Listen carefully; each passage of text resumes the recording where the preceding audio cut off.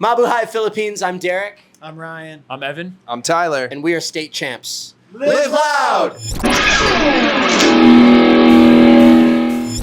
been a while since you've been in the Philippines since 8 years ago. Right? Yeah. Wow. That's so long ago. How are you guys feeling leading up to your first solo headline here in the Philippines? It feels good. It feels like it's been 8 years, because it has. Yeah. But we didn't want to make anybody wait any longer. So we're glad to be back here finally. Everybody's been treating us so well, and everyone seems fired up just as much as we are. Yeah, it's straight up an honor and a privilege, you know. We're psyched to be here, and we couldn't ask for anything better. I Yeah. feel like a lot has happened since we were here last 8 years. I mean, we put out 3 records. Yeah. Yeah. We've done like countless amount of touring.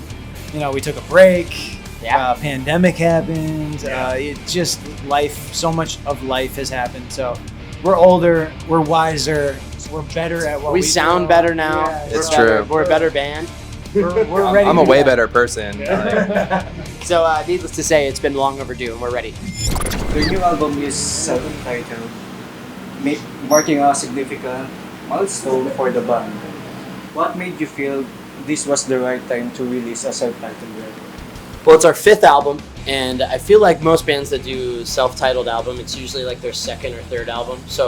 And it wasn't the fact that we just couldn't think of a name. We had other ideas, but I think it's the best record that we've made. It's our purest form of State Champs, like since we started. And that being said, I think it has a little bit of every piece of the band since we started too. Like you could have some songs that were on our 1st, 2nd, 3rd, and 4th record. And if we were to show State Champs to someone for the first time, we would want them to hear this album, the self-titled album. So that's kind of why we thought it made perfect sense. Yeah, it's what we think best represents our band as a whole. So we felt it was a good title for the record. Since this is your 5th full-length release, how would you describe the way your sound has evolved over the years? Well, it's weird because I do think it's our best one, and it has a little bit of every. Like we've never reinvented our sound completely, you know. So we've always stayed a pop punk powerhouse in our scene, if you will. But when you ask what makes this one different, what would you say to that? You know. I mean, like I said, you know, obviously it's been 8 years since we've even been back here. It's been 10, 12 years since we put out the first record. I think we've just grown as people. We've grown as songwriters. I do think it's our best songwriting, and like everything is more intentional. I think A lot on more this intentional, record. yeah. In our past records, we were just making songs that we thought sounded cool, even like lyrically. It's just a bunch of words, you know? But sure enough, we learned a lot about ourselves along the way after the songs came out. This one, we set ourselves, what kind of story do we want to tell, song by song? And every word, it makes sense now. I've noticed that there's a shift in tone in the new album. This album feels more personal and vulnerable. And was that intentional? We're a lot older than we once were when we first started this band, and given that, like a lot is happening, and being an adult and growing up is scary as hell to us, and everyone navigates that differently, and we tell our stories from our own perspectives and try to relate to everyone that's listening. Some of us are having children, some of us are getting married, some of us are still figuring it out, and you know what, that's totally okay, and that can be expressed via a song and have someone relate to it no matter where they are in life. Before, we used to write a lot of just like angsty ex-girlfriend songs, and there are still those on this record, don't get me wrong, but sprinkled in is a lot of more personal, maturing, and getting through hard times as well. Yeah, I think like I want to shout out Derek here for like actually spending some time to be introspective and to look at things that scare him and talk about those things, because that's not something he'll always do. No, I don't think I ever wanted to do that before. Yeah, and he did it. It takes a lot to do that, so super proud of him for that. Music is therapy, you know, whether you're listening to it, whether you're writing it, and I think, you know, opening up is good, because then you can address the things that maybe you didn't even know that you were feeling or going through, and put it out there for other people who might be going through that same kind of thing. Yeah.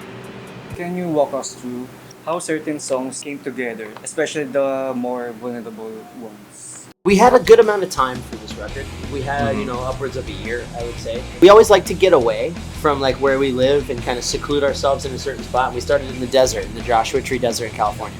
we brought a friend of ours that was like set up a studio, makeshift studio, where we could just kind of write and jam in the room and come up with ideas for the songs. It's not where we wrote the whole album, but it's where we got the juices flowing, if you will. I guess Silver Cloud's a really good example of a song that like started in a completely different direction. It sounded completely different, and then we took ideas from other songs that we didn't use on the album, but there were certain parts of the song that we really liked. There were 3 different songs that eventually became Silver Cloud, and we call it a Frankenstein of a song. And sometimes there's no right or wrong. Always there's no right or wrong way to write a song. We wrote Clueless like really quickly. We had a friend, our friend Aaron came in the studio and was just like, a lot of the songs on the record are kind of like emotional or dramatic or whatever. Let's just write like a really, really fun song. A quirky song. We had never done that. And as soon as he said that, I was like, all right, well, what about this riff? And then we're like, okay, it might not be like the riff, but like let's at least see where it leads us. And it led us into a song that we finished like really quickly, and it was fun, and we just didn't want to overthink it. And then there's some songs that we write on the record that all we do is think about it. Yeah.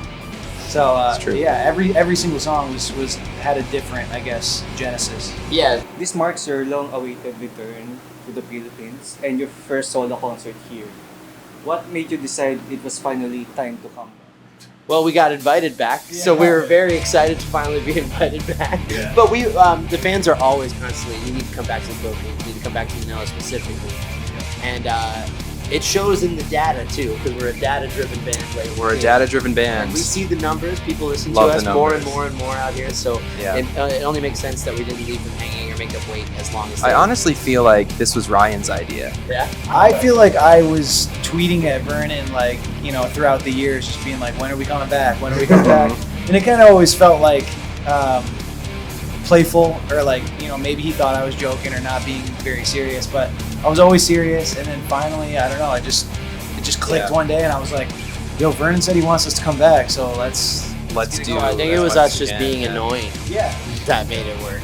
You're annoying online enough. Like sometimes things happen. You might hit something. You might get But it bad goes stuff to too. show, I mean, we're about to have a packed, like crazy show in here I was tonight. gonna say, I always tell this story. Like, I think when people ask me like, what's a good memory over the past 10 years of being in a band, and one of my favorite memories of being in this band is the first time that we came to the Philippines. And I just always tell people like, it was the first time and maybe the last time I've ever felt like I was in the Beatles, because when we came out to like meet people, they were screaming and crying and jumping up and down, and like we had no idea what to expect. I didn't even know we had any fans here. I just thought, maybe we'll come in, the show will be cool, and there'll be a couple hundred people there. But like, people were like treating us like we were actually celebrities, which we're not. And for me, but we are in a way. in a way, in my mind, it doesn't. I don't feel. No, It's right. hard to We're very comprehend, normal. yeah. We like to think that we're normal. Yeah, so the first time we came, I was just like, wow, that was really mind-blowing. People meeting us at the airport and stuff like that just never happened. So So yeah, it's very different. Makes us feel very special. so I've been looking forward to coming back. So It's humbling, and it makes us feel super grateful for what we get to do. So this is awesome.